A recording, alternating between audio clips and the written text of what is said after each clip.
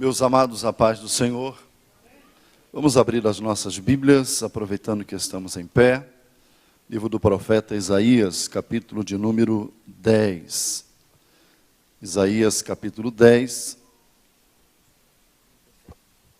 Vamos ler o verso de número 27. Isaías, capítulo 10, verso de número 27. Enquanto que os irmãos vão encontrando a referência, eu quero louvar a Deus por esta oportunidade. E também ao pastor João Seno, pastor Roberto, agora ficou bom o som, que nos convidaram, para estar aqui essa noite, ministrando a palavra de Deus. E para mim é um prazer, uma honra, um privilégio poder ocupar essa tribuna em que grandes homens de Deus passam por aqui. Capítulo 10 de Isaías, verso 27, quem achou, diga amém. Acontecerá naquele dia que a sua carga será tirada do teu ombro e o jugo do teu pescoço, e o jugo será despedaçado por causa da unção. Coloque a sua Bíblia no banco. Se você puder fechar os seus olhos, um minutinho só, nós vamos orar ao nosso Deus. Se você sentir mais uma comunhão, de repente pegar até na mão do irmão que está ao seu lado, num sinal de unidade, de união. Isso é muito importante, irmãos. Às vezes nós entramos no culto, às vezes nós entramos na igreja, mas não entramos no culto. E às vezes nós saímos da reunião e a gente diz assim, não estava tão bom o culto, parece que não estava bom.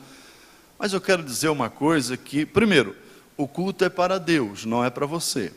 Segundo, você é co-participante de tudo que está acontecendo aqui. Se o culto não for 10, for 5 ou 6, a culpa também é sua. Amém?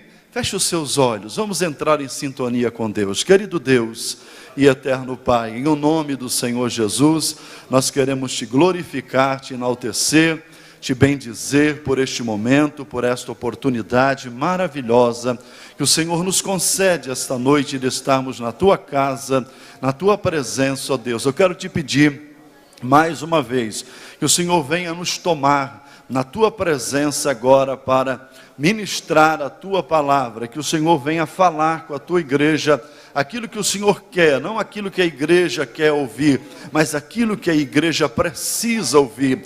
Nesta noite, Deus, nós precisamos receber do Senhor a tua graça, a tua misericórdia, a tua bênção. Por isso eu te peço, Senhor, fala conosco em o nome do Senhor Jesus. Amém. E graças a Deus. Sente-se, por gentileza, muito obrigado. Que Deus lhe abençoe em nome do Senhor Jesus.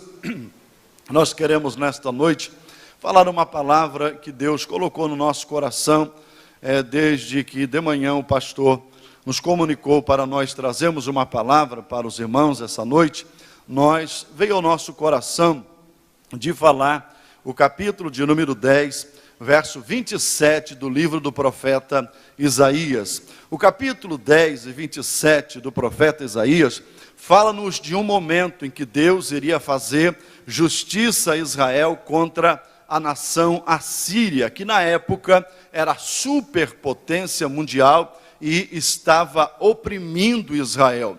E essa profecia, ela teve o seu cumprimento parcial, de forma parcial, no capítulo 36, verso de número 36 de Isaías, quando a Bíblia vai dizer que o anjo do Senhor desceu no arraial dos assírios e matou 185 mil soldados, e o rei Senaqueribe, outro dia, ao acordar-se pela manhã, no arraial dos assírios, ele viu só corpos mortos, e a Bíblia vai dizer que ele volta envergonhado para casa, para Nínive, a capital da Síria.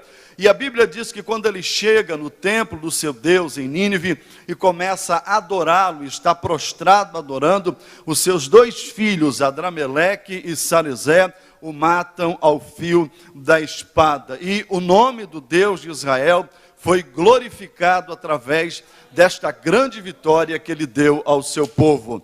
Deus está dizendo aqui, através do vaticínio de Isaías, que a carga e o jugo que a Síria tinha colocado no pescoço e nos ombros de Sião seria retirado pela unção do Senhor. Eu entendo que esse texto que ora nós lemos nesta noite, capítulo 10 e verso 27 de Isaías, ele tem sido interpretado de diversas maneiras, segundo alguns estudiosos da Bíblia, têm interpretado esse texto pelo menos em 3 etapas. Ele vai dizer, a primeira interpretação, que esse texto quer dizer que Israel seria preservado. Haja visto que o azeite, que o óleo, tinha essa propriedade de preservar. Naquela época não havia refrigeração, não havia geladeira e assim por diante. Então o sal e o azeite eram usados como agentes preservadores. Outros dizem que esse texto quer dizer que Israel se tornaria uma nação forte, porque algumas traduções da Bíblia diz também que o jugo seria despedaçado por causa da gordura. Entende-se então que Israel se tornaria uma nação forte, mas na verdade o que esse texto quer dizer mesmo na sua essência, e que todos concordam, e eu também, é que esse texto aqui está fazendo uma alusão a alguém, e esse alguém que esse texto está aludindo é o Messias, é o Cristo, é o ungido de Deus que veio ao mundo para desfazer as obras do diabo e para libertar aquele todo que está cativo. Amém, meus irmãos? Porque o ato de ungir no Antigo Testamento servia para confirmar ministérios de reis, de sacerdotes e profetas. E Jesus, ele teve este ministério tríplice. Jesus, ao passar aqui a terra, no seu ministério terreno, ele nunca governou socialmente, ele nunca governou politicamente. Um dia Jesus vai governar sobre toda a terra, mas quando ele passou aqui no seu ministério terreno, ele nunca governou, mas ele é, por excelência, o Rei dos Reis e Senhor dos Senhores. Jesus também é o sumo sacerdote eterno, segundo a ordem de Melquisedeque. Desculpa, a Bíblia vai dizer que no dia da expiação, no dia de Yom Kippur, o povo de Israel jejuava, a nação inteira de Israel jejuava, e diz que o sumo sacerdote então, ele tomava um banho cerimonial em águas para entrar no Santo dos Santos, um lugar restrito, um lugar onde estava a Arca da Aliança, que era símbolo da presença, da justiça de Deus, da glória de Deus na terra. Então, antes de ele entrar no Santo dos Santos, a história vai dizer que ele tomava um banho para a sua purificação, colocava suas roupas sagradas, sacerdotais. Depois, a história vai dizer também que ele imolava um animal, pegava o sangue daquele animal, colocava em uma bacia. Depois ele pegava um pequeno incensário de metal, cheio de brasas, tirada do altar do holocausto, e ele enchia aquele incensário com brasas de incenso puro. Diz que fazia uma fumaça espessa e colorida, em que o sacerdote pegava e introduzia além do véu que estava separando o lugar santo do lugar santíssimo, ou santo dos santos, aonde estava a Arca da Aliança, aonde estava a glória de Deus. Aquele véu, ele pesava 1 tonelada de peso, ele tinha 10 centímetros de espessura, que precisava uma junta de bois para carregar. Ele pegava a orla daquele véu, o sumo sacerdote levantava com muito cuidado, porque a glória de Deus estava ali, introduzia o incensário dentro do lugar santíssimo, enchia o lugar de fumaça, aonde não podia se enxergar mais nada. Aí você pergunta para mim assim, pastor Clésio, por que o sumo sacerdote enchia o lugar santíssimo de fumaça? para proteger a sua carne. A cortina de fumaça era uma proteção para a carne do sumo sacerdote não ser consumido pela glória de Deus, porque carne e glória não combinam. Carne e glória não pode andar junto. Aonde tem carne, aonde tem obra da carne, aonde há manifestação da obra da carne, não há manifestação da glória de Deus. Para a glória de Deus se manifestar, a carne tem que ser escondida. Oh glória, a carne tem que ser tapada, coberta pela fumaça. Fumaça, pastor, sim, da glória, da oração, do aleluia, do glória a Deus, da mão levantada, da adoração. Nós precisamos cobrir a nossa carne para a glória de Deus se manifestar. Era tão sério o negócio, irmãos, que o sumo sacerdote, ele entrava, uma noite antes dele entrar no Santo dos Santos, ele não dormia. Segundo a tradição judaica, diz que ele ficava acordado e os outros sacerdotes mantinham ele acordado lendo a lei, para ele não se contaminar nem em sonhos. Quando chegava a hora da verdade, nas suas roupas tinha campainhas feitas de romãs, e ele tinha uma corda amarrada na cintura. E se ele entrasse além do véu, aonde estava a glória de Deus, e ele estivesse em pecado, ele caía morto, fulminado. E ninguém podia entrar lá dentro, porque senão morria também. Eles tinham que ficar ouvindo o barulho das campainhas para saber se ele estava vivo ou não. Porque se ele tivesse morto, tinha que puxar pela corda, porque quem entrasse lá morria também. Porque só entra na presença de Deus quem vive em santidade. Quem vive em santidade. E a coisa extremamente interessante, pastores, é o seguinte, que quando chegava a hora da verdade, ele pegava as duas mãos, levantava a orla do véu, pesado, com muito esforço, e ele entrava no Santo dos Santos de joelhos. Eu vou repetir novamente, ele entrava no Santo dos Santos de joelhos. O melhor lugar e a melhor maneira de se entrar na presença de Deus ainda é de joelhos. A melhor forma de você entrar no Santo dos Santos ainda continua sendo de joelhos. Nós estamos vivendo a era da tecnologia avançada, da internet banda larga, enfim, da comunicação. Você que está me assistindo em casa, está me assistindo em alta definição, em HD, maravilha, mas ainda, oh glória, para se achegar diante de Deus, a forma ainda é rudimentar, ainda é a mesma antiga, ainda é de joelhos para se chegar na presença de Deus. Escute, o crente que entra no Santo dos Santos de joelhos, ele é diferente, ele não dá problema para pastor, ele não dá problema para a igreja. Obreiro que entra no Santo dos Santos de joelhos, ele tem palavra ungida para pregar, ele tem unção de Deus para cantar, ele trabalha ao lado do seu pastor, ele não dá problema para ninguém, ele não faz motim, ele não faz rebelião, porque ele entra de joelhos, e quem anda de joelhos anda com a glória do Deus eterno. Isso é muito importante. Quando ele chegava diante da Shekinah, havia dois querubins que estendiam as suas asas, e no meio do rosto dos dois querubins, que olhavam um para o olho do outro. Olhavam para quê? Para o olho do... Você pode olhar no olho do teu irmão? Você pode olhar bem aí na retina, no âmago, na pupila do olho do teu irmão. Porque se nós não pudermos olhar, nós não temos glória de Deus na vida.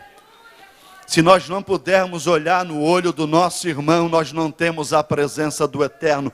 No meio, as duas asas, os joelhos tocando na tampa da arca, no propiciatório, as duas asas se elevando, eles olhando um para o outro, e no meio, a Shekinah, oh glória, a presença do Deus Eterno, a Shekinah, oh glória. Aí o sumo sacerdote pegava o sangue e aspergia sobre a tampa do propiciatório.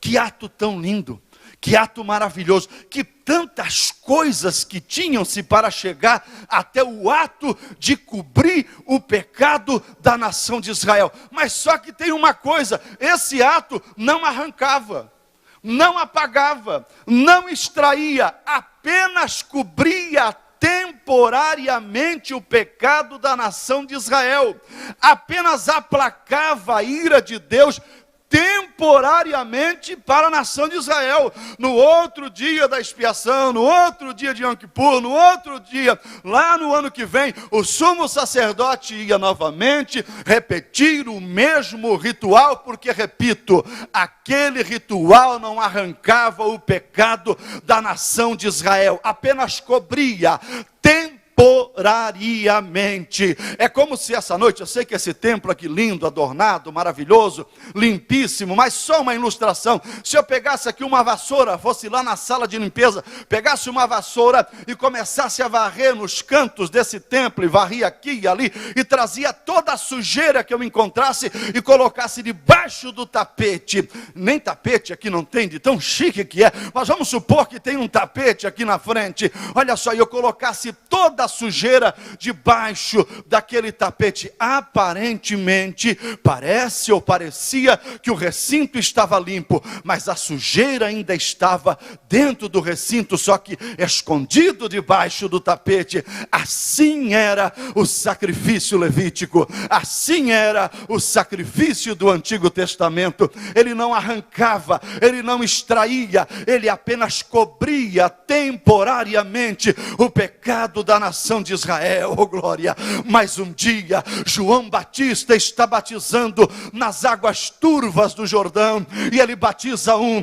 e ele batiza outro, e de repente vem chegando o Nazareno da Galileia, e ele olha para ele e diz: eis o Cordeiro de Deus, que tapa, que cobre, que aplaca. Não, ele tira o pecado do mundo. Se você pode celebrar este Cristo, você celebre nesta noite. Escute, o escritor aos Hebreus, ele foi enfático ao dizer que Jesus entrou uma única vez no Santo dos Santos e ofereceu um sacrifício perfeito, oh glória. Jesus na cruz do Calvário, pregado, quando ele está pregado na cruz do Calvário, ele fala uma palavrinha grega chamada tetelestai, que quer dizer está pago, está consumado. Quando alguém ia comprar uma herdade, uma propriedade de alguém, eles assinavam a escritura, passavam o dinheiro e dizia tetelestai, eu não devo mais nada para ti e nem tu para mim. Na cruz do Calvário, Jesus está dizendo: a humanidade não deve mais nada para o diabo, porque eu estou me oferecendo em sacrifício. Lá na glória, Deus se levanta do trono e diz: esse sacrifício é perfeito, esse sacrifício é cabal, esse sacrifício não precisará mais de nenhum outro. O dedo de Deus vai lá no templo em Jerusalém, lá no lugar que separava os santos dos santos, no véu de 10 centímetros de espessura, de 1 tonelada de peso, rasga de cima a baixo. Quando este véu é rasgado de cima a baixo, o próprio dedo de Deus está rasgando este véu e está dizendo assim: o meu filho Jesus, como sumo sacerdote eterno, ele ofereceu um sacrifício perfeito a mim, e eu estou recebendo este sacrifício, e a partir de hoje a porta, oh glória, não precisará mais matar animal irracionais, inocente, porque o sangue de Jesus Cristo purifica o homem de todo o pecado, e só os lavados, perdoados, sentem a presença de Deus e celebram este nome. Por gentileza, se você puder levantar a sua mão. Não, pode ficar sentado porque eu vou até às 9. Se você puder levantar as suas mãos, assim as duas, em sinal de rendição, e celebrar este nome que é sobre todo nome. O nome que te perdoou, te justificou, te sarou, te libertou, te lavou, te limpou, te regenerou, vai te levar para o céu, e ainda te deu aqui o penhor dos Espírito Santo? Aonde estão aqueles que foram selados pelo Espírito? Aonde estão aqueles que foram lavados pelo sangue? Aonde estão os salvos? Tem adoração e glória a Deus, porque aonde há salvos, a liberdade do Espírito Santo. Quem pode celebrar, celebra, porque eu sinto o poder do sangue neste lugar. Glória a Deus. Oh, louvado seja o nome santo de Jesus. Que coisa boa é sentir a presença de Deus, irmão. Sentir a presença de Deus é melhor do que beber cachaça. Sentir a presença de Deus é melhor do que fumar charuto. Sentir a presença de Deus é melhor do que estar lá no centro de macumba. Sentir a presença de Deus é algo que não tem preço. Oh, aleluia! O homem mais rico, o homem mais milionário do mundo, ele não tem o que você tem aqui. Quem sabe você chegou a pé, amanhã o cheque vai entrar e você não tem como que pagar. O cartão está no vermelho, mas você tem a salvação e o seu nome escrito no livro da vida, e a glória de Deus habita em ti. Só isso é suficiente para você dar glória a Deus. Sim ou não, irmão? Sim ou não? O profeta Isaías, ele vai falar sobre esta unção. Ele vai falar sobre este poder que está envolto ao ministério do Messias, do ungido de Deus. Eu vou ter que correr aqui. Jesus é rei, Jesus é sacerdote e Jesus é profeta. Os três ministérios de Cristo. Moisés disse que nos últimos dias Deus levantaria um profeta, qual a nação de Israel deveria ouvir. E ouvindo eles, se salvariam dos seus pecados. Jesus só não é profeta, como ele é a própria palavra de Deus, que veio ao mundo para que todo aquele que nele crê, não pereça. Isso é lindo demais, né? Isso me enche a minha alma. Não pereça, mas tenha vida eterna. Oh, que coisa linda. Isaías está falando sobre esta unção. E ele está dizendo no capítulo de número 61 do seu livro, ele vai dizer: porque o Espírito do Senhor Jeová é sobre mim, porque o Senhor me ungiu para pregoar boas novas aos mansos, enviou-me a restaurar os contritos de coração e proclamar liberdade aos cativos e abertura de prisão aos presos. Isaías está dizendo que este Cristo, que esse ungido, esse poderoso de Deus, ele viria na terra, na demonstração, na unção, na graça e na intrepidez do Espírito Santo, para desfazer, para aniquilar, para destronar com as obras do diabo. E Jesus veio à terra, e quando ele termina o seu ministério, Pedro diz em Atos dos Apóstolos, capítulo de número 10 e verso 38, ele vai dizer: como Deus ungiu a Jesus de Nazaré com Espírito Santo e com virtude, o qual andou fazendo bem e curando todos os oprimidos do diabo, porque Deus era com ele. Oh, aleluia! Jesus é o ungido de Deus que veio ao mundo para desfazer as obras do diabo. O diabo pode até cantar de galo, o diabo pode até aprisionar alguém nas doenças, nas fobias, nos medos, nos fracassos da vida, até Jesus chegar. A hora que Jesus chegar, o diabo tem que bater em retirada. O diabo tem que pegar a sua mochila, ele tem que pegar a sua bagagem, e ele tem que dar no pé, porque o mais valente, o mais poderoso, o ungido de Deus chega, e aonde Jesus chega, o diabo não pode ficar. Você que está me assistindo aí, olha para mim aqui.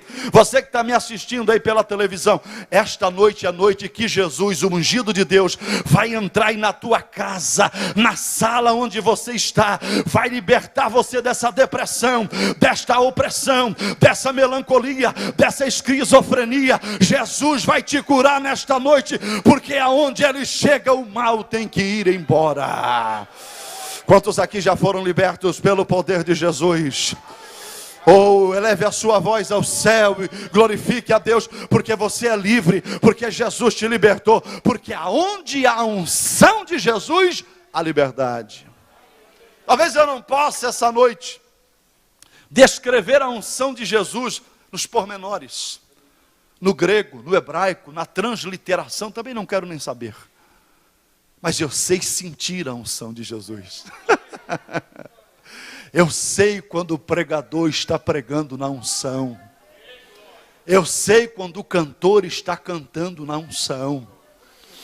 Eu sei quando a orquestra, o coral está cantando na unção. Talvez eu não saiba falar o que é, mas eu consigo sentir esta unção na minha vida. Faz 20 anos que Jesus entrou na minha vida. Eu era um jovem atormentado, viciado, caído neste mundo, mas Jesus me abraçou e eu abracei Ele. Ele me ungiu dos pés à cabeça para pegar o seu evangelho, e esta unção está aqui nesta noite também.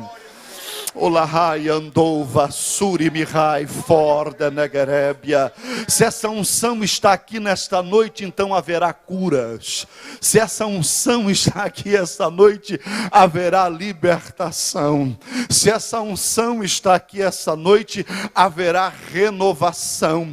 Haverá glórias a Deus. Haverá, aleluia, haverá línguas estranhas aqueles que nunca mais falaram. Foram batizados uma vez, mas nunca mais falaram em língua estranha. Pastor, dá para se batizar várias vezes? Não. Batismo com o Espírito Santo é uma vez só na vida, mas você pode ser renovado todo dia, todo dia, todo dia, todo dia, todo dia. E essa noite Jesus te trouxe aqui e me trouxe esta palavra ao coração para dizer para você que hoje Ele quer renovar você.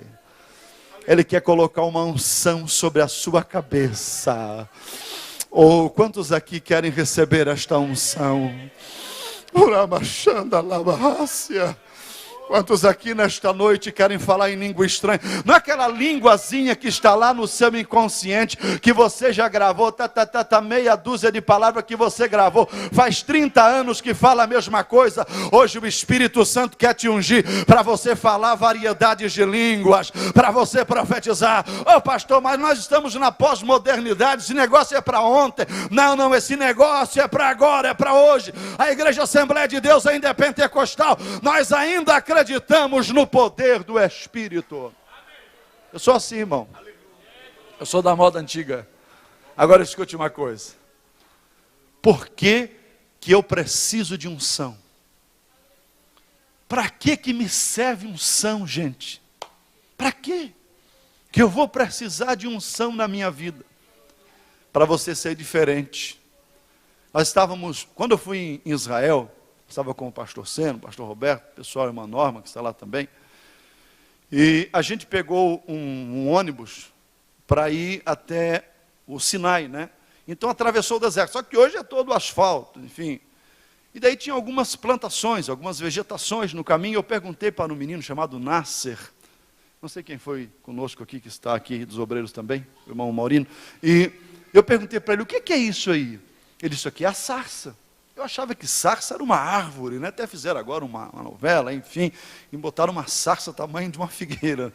E a sarça é um vegetal rasteiro. Eu disse, isso aí é sarça? Ele disse, é. Eu disse, mas que coisa medíocre, pensei que era uma planta bem mais viçosa, enfim. E naquele momento o Espírito Santo falou comigo.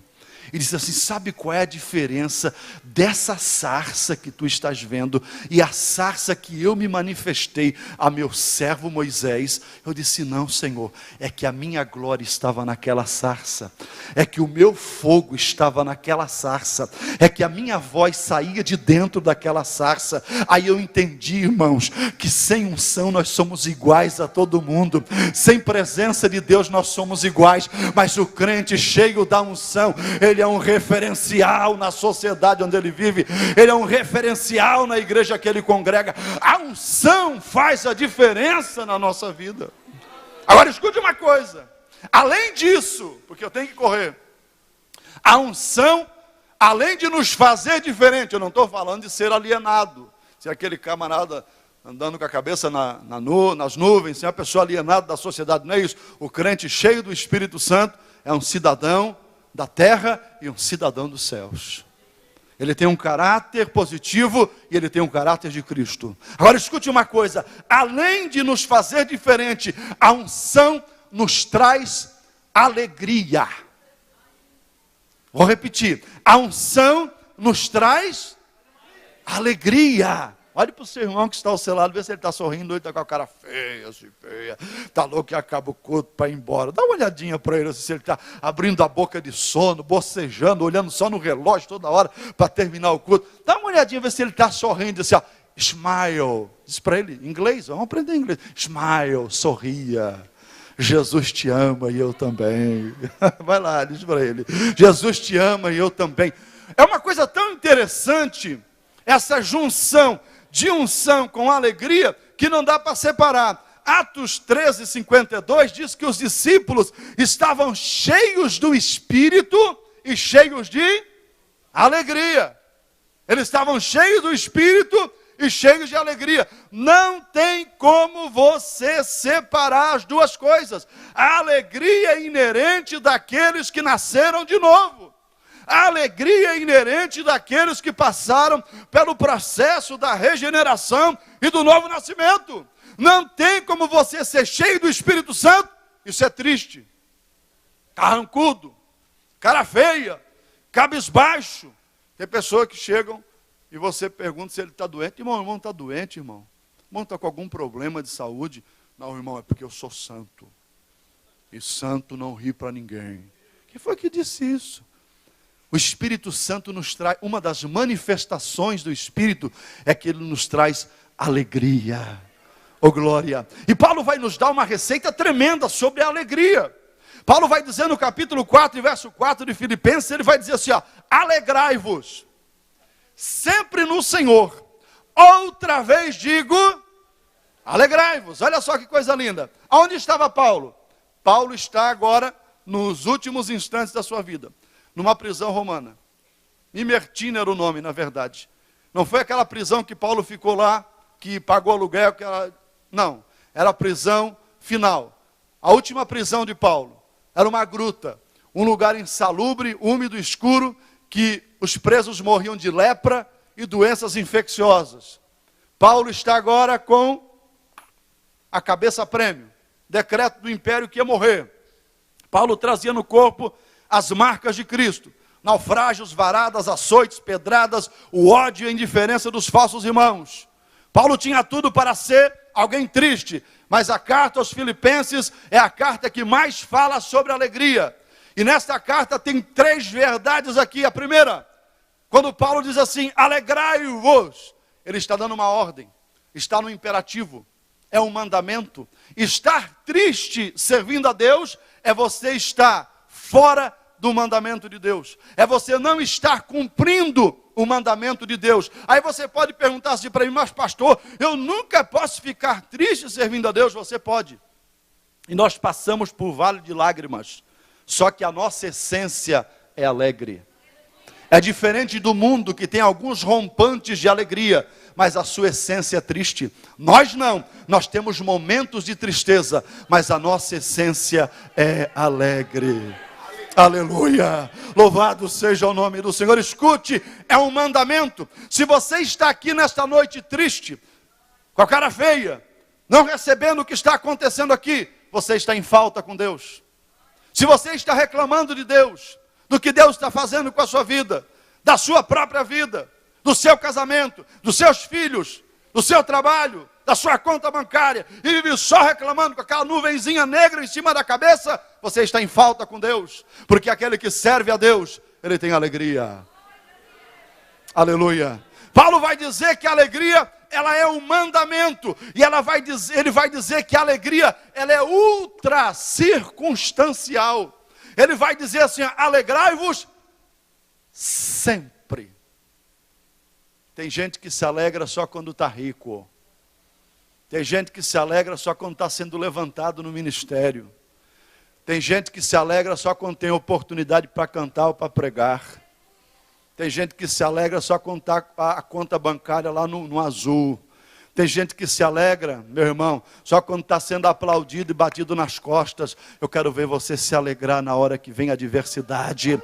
Mas o crente salvo não. Se ele está doente, ele dá glória a Deus. Se ele tem saúde, ele dá glória a Deus. Se ele prega, ele dá glória a Deus. Se ele está lá no banco ouvindo, ele dá glória a Deus. Se ele está desempregado, ele dá glória a Deus. Se ele está empregado, ele dá glória a Deus. Se ele anda de carro, ele dá glória a Deus. Se ele está a pé ou de coletivo, ele dá glória a Deus. Porque a alegria de Deus na sua vida é ultra circunstancial. Ele não depende de uma circunstância para adorar a Deus, porque a salvação está na sua vida. É ultra circunstancial e ela é cristocêntrica. A fonte da sua alegria não é esse carro bonito que você tem ali fora na igreja. Te dá alegria, mas não é a fonte da sua alegria. Os seus filhos te traz alegria, mas não é a fonte da sua alegria. A sua esposa, o seu esposo pode e deve te trazer alegria, mas não é a fonte da sua alegria. Se você depositar a sua alegria em pessoas, em humanos, seres falíveis, você vai se decepcionar. Mas se você colocar a fonte da sua alegria no Senhor, Paulo diz, oh aleluia, alegrai-vos sempre no Senhor. O Senhor Jesus é a fonte da minha alegria. Oh, meu irmão, se você é salvo, se Jesus está na sua vida, você tem motivo para levantar a sua mão, dar um sorriso, glorificar a Deus, exaltar a Deus. Você imagina que Paulo tinha tudo para ser um crente vazio, perseguido, traído, prisioneiro, maltratado, isolado, abandonado. Ele tinha tudo para se assentar nos últimos bancos da igreja, se encher de antidepressivos e dizer: ninguém gosta de mim, ninguém me usa, ninguém me abençoa. Mas Paulo não. Paulo enche-se do Espírito Santo, pega a pena e escreve no pergaminho: alegrai-vos sempre no Senhor. Porque Paulo tinha certeza de que a sua salvação em Cristo não podia ser frustrada. Dá um sorriso aí, irmão. A unção traz alegria. A unção traz alegria, meu amado. Você precisa sorrir, você precisa sorrir, você precisa ser cheio do Espírito Santo. E eu vou encerrar aqui, porque meu tempo está quase acabando. A unção nos faz diferente, nos traz alegria e, por fim, ela traz vida. A presença de Deus traz vida. Vida. A Bíblia vai dizer uma história do Antigo Testamento e diz que tem os ossos, os restos mortais de Eliseu. Isso aqui é só uma brincadeirinha minha. E tem agora, ele está dentro da tumba e um soldado cai na tumba e só tem os restos mortais de Eliseu. Diz que quando o soldado cai morto, ele ressuscita.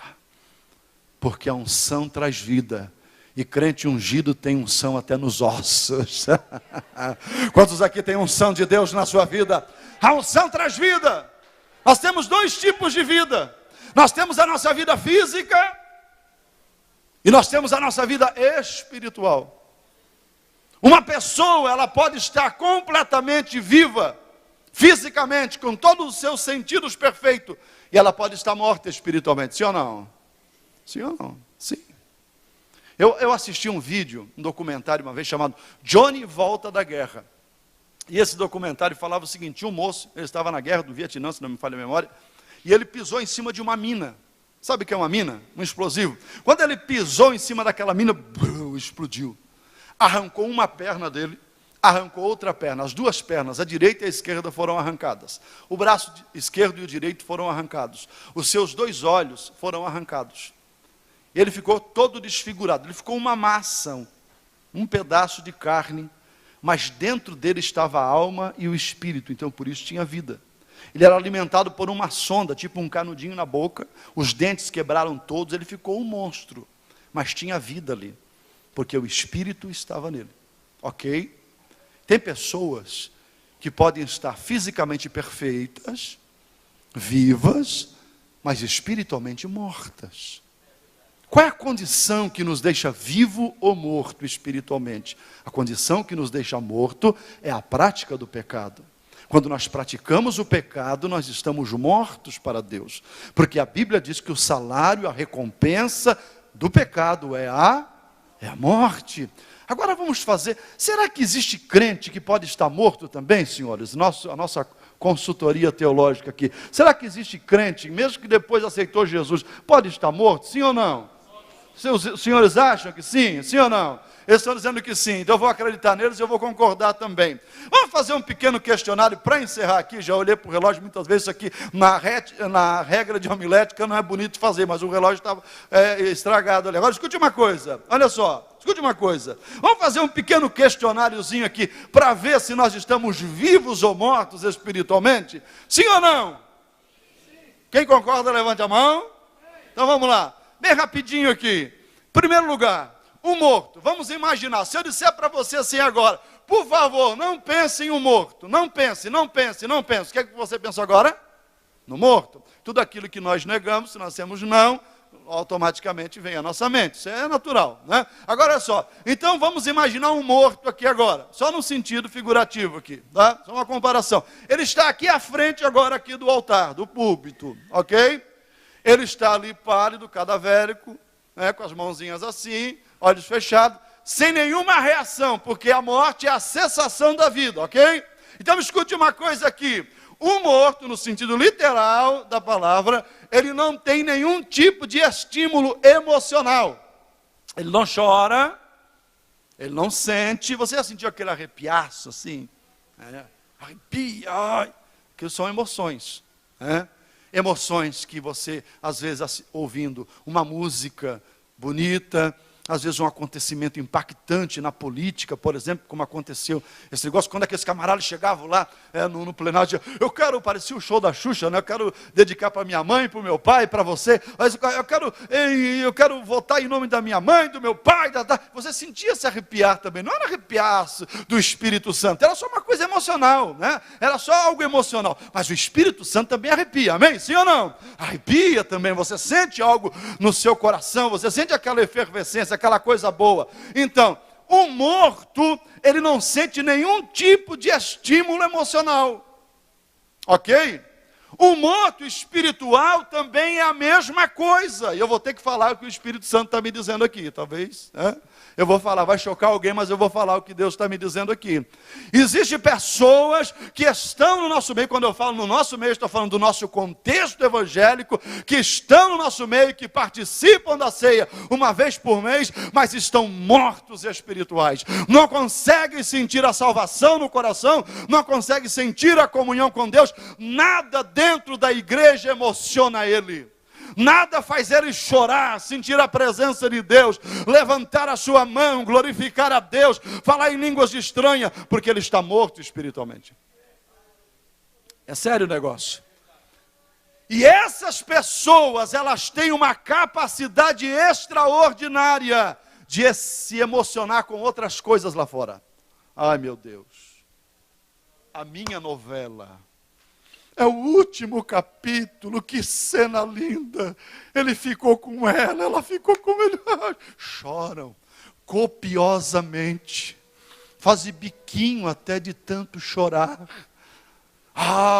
Hoje é a seleção que vai jogar. Coloca a camisa verde e amarela, coloca a mão no peito e canta um hino nacional imponente na frente da televisão, chorando, se emocionando. Mas aqui dentro não dá um glória a Deus, não dá um aleluia. Não pode Deus vir pregar que ele nunca recebe, porque ele acha que ele prega mais do que os outros, porque ele tem mais conhecimento teológico, isso, aquilo. Meu irmão, nós não somos nada. Se Deus tirar o nosso espírito, daqui 7 dias o urubu faz arrastão da nossa carniça. Você deve adorar a Deus nesse lugar, porque este é o lugar de servir a Deus e sentir a presença de Deus, se emocionar com Deus, chorar com Deus, urabachandalaia, sentir a emoção de ser tocado pela presença do Espírito não tem preço.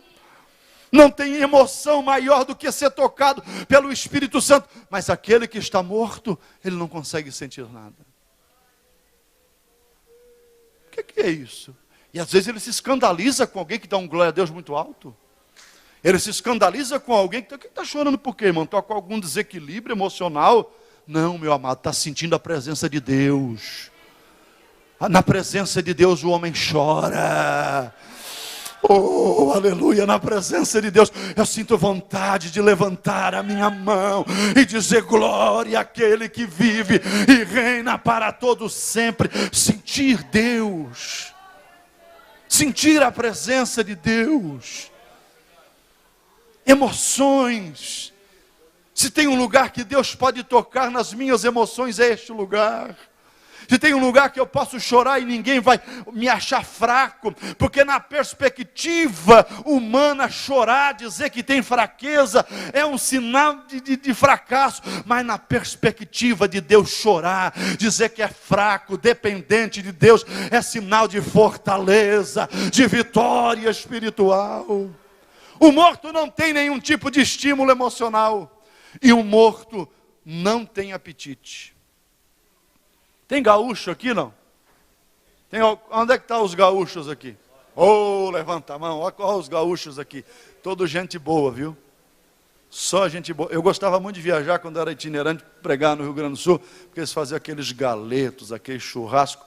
Eles pegavam uma geladeira, só ali a parte de metal da geladeira, só a carenagem que se diz, né? E viravam ao contrário e faziam um churrasco ali que era de a gente pensar no céu. Agora escute uma coisa, o nosso irmão gaúcho, os gaúchos que levantaram a mão, que são especialistas em churrasco, já vou acabar para você ir embora comer, escute só. E ele vai chamar o morto está aqui deitado, ele vai dizer, vamos lá, eu fiz uma picanha agora daquela suculenta, eu fiz agora um galeto daquele que está douradinho, está dando água na sua boca, né? Olha só, tem uma Coca-Cola gelada, daquela que nós vamos beber lá nas bodas do Cordeiro, olha só, vamos lá. Aí sabe o que é que o morto vai dizer? Sabe o que é que ele vai falar? Sabe? Nada, absolutamente nada, porque morto não tem apetite. A vida cessou e o apetite foi embora. A comida, o alimento, a substância física é só para esta vida. Assim é um morto espiritual. Ele não consegue comer nada concernente ao reino de Deus. Ele gosta até de comer lá o Big Brother, ele gosta de comer lá outras coisas, mas a palavra de Deus genuína, ele não tem prazer. Mas aquele que está vivo, come a palavra, se alimenta da palavra, gosta da palavra. Você pode ver na terça-feira o crente que vem ouvir o culto de ensino, é porque ele está vivo, porque ele gosta de sentar para comer, porque ele tem prazer de comer a palavra. Escute uma coisa, o Dostoiévski, ele disse assim, há um vazio existencial dentro do homem, tamanho de Deus, nos seus romances, Memórias do Subsolo, Crime e Castigo e assim por diante. Aí ele vai dizer assim, que o homem tem um vazio, tamanho de Deus, no seu interior. Todo ser humano, ele é dotado de espírito. O espírito foi soprado por Deus nas narinas do primeiro homem.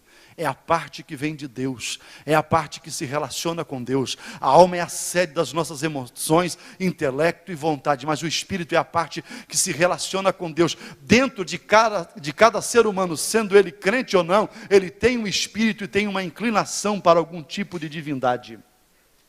Se ele não conhece a Deus, ele vai se inclinar a outros deuses, porque dentro dele há um anseio por algum tipo de divindade.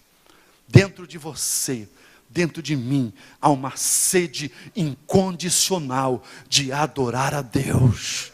E quando o crente chega aqui e ele não consegue se alimentar da palavra, ele não consegue comer a palavra, ele vai sair daqui de dentro com fome.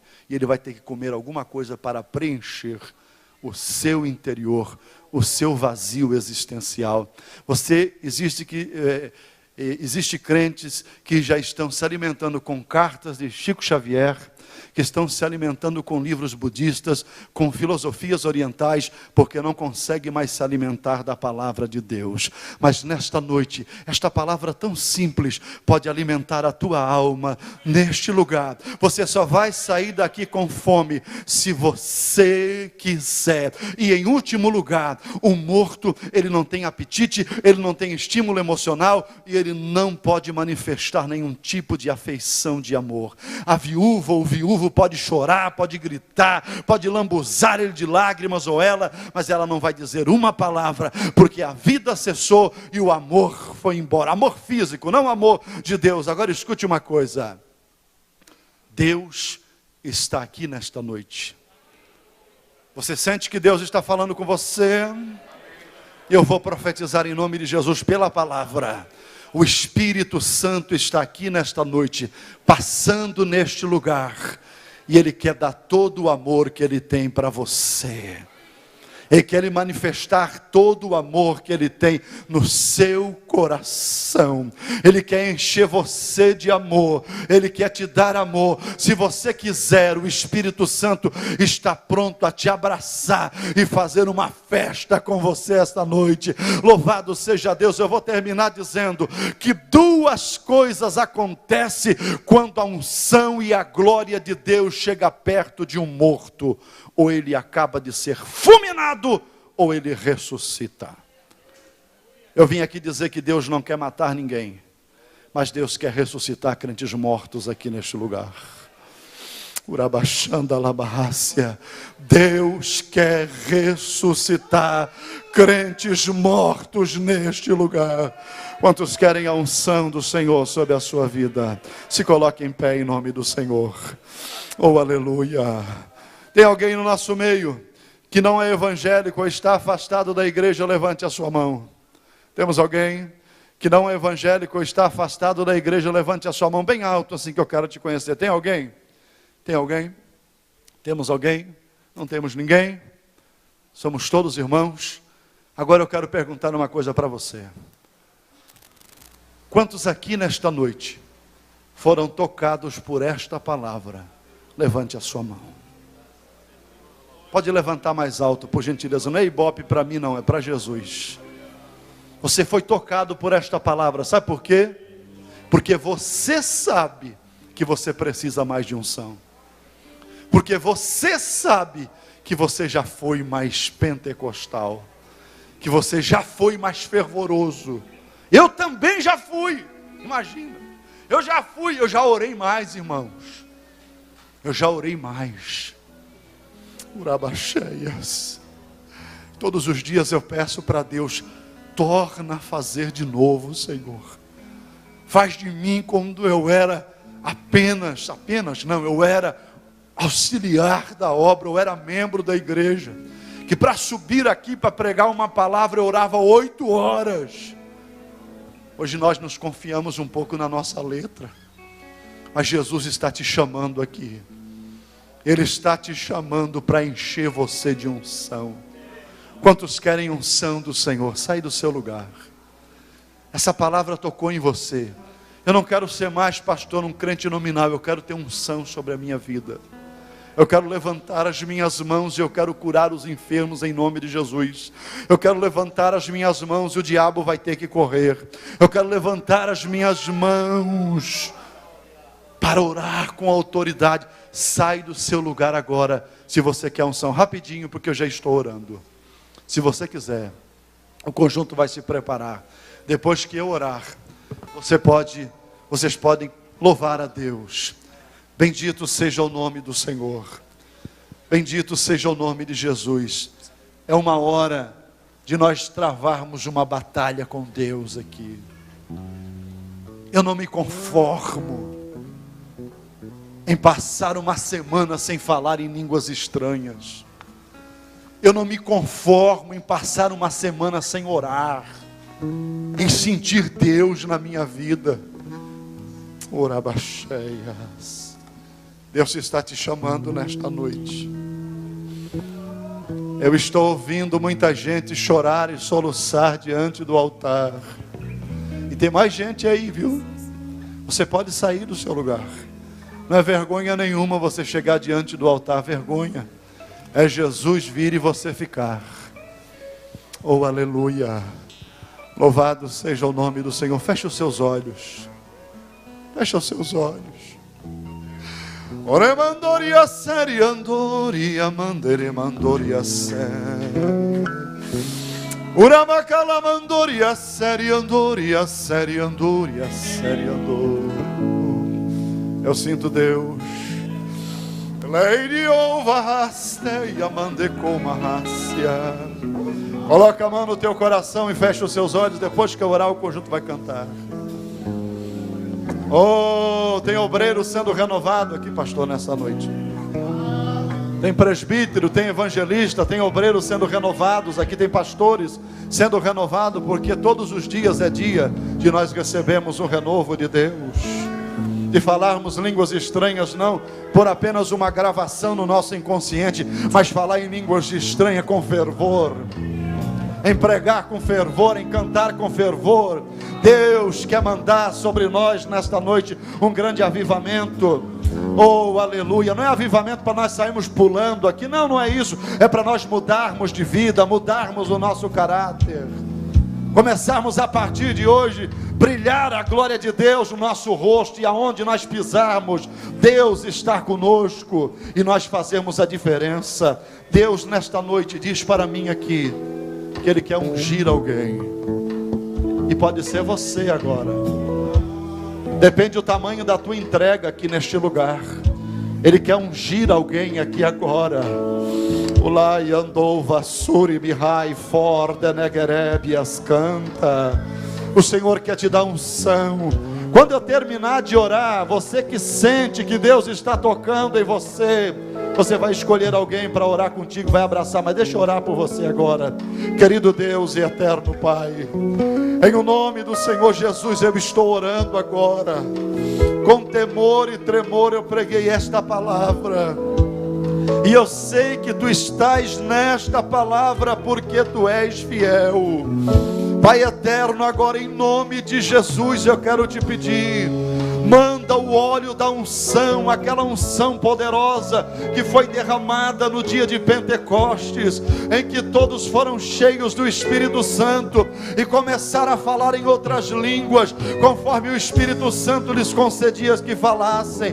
Pai eterno, agora em nome de Jesus, derrama esta unção para mudar a nossa vida, para transformar a nossa vida, para que o nosso ministério tenha uma outra dimensão, para que a nossa vida espiritual tenha uma outra dimensão, para que nós não sejamos apenas crentes nominais, que apenas, Senhor, vem na igreja no domingo, mas que sejamos crentes inflamados pela unção do Teu Espírito, lá na faculdade, no trabalho, no colégio, aonde nós estivermos, nós sejamos um referencial de Deus na terra. Pai eterno, eu quero te pedir agora, em nome do Senhor Jesus, manifesta a Tua unção agora sobre a Tua igreja, sobre os Teus obreiros, renova os Teus ministros com autoridade, que eles sejam brasas vivas tiradas, ora baixandaraia, do altar para pregar a Tua palavra com intrepidez, com autoridade, em nome de Jesus. Abrace a pessoa que está do seu lado e comece a orar com ela. Lá no banco, lá nas cadeiras também. Por favor, abrace, fique abraçado alguns segundos apenas só. E ore pelo seu irmão, dizendo: Deus, unge o meu irmão. Opera no meu irmão um milagre. Unge ele com autoridade em nome de Jesus. Em nome do Senhor Jesus, para a glória do nome de Jesus. Seja tocado pela unção do Senhor. Seja agora inundado, encharcado, molhado por esta unção transformadora do Messias. E que diminua eu, para que Tu cresças, Senhor, mais e mais. E como os serafins, e como os serafins que cobrem o rosto ante a Ti, escondo o rosto para que vejam Tua face em mim. E que diminua eu, para que Tu cresças, Senhor,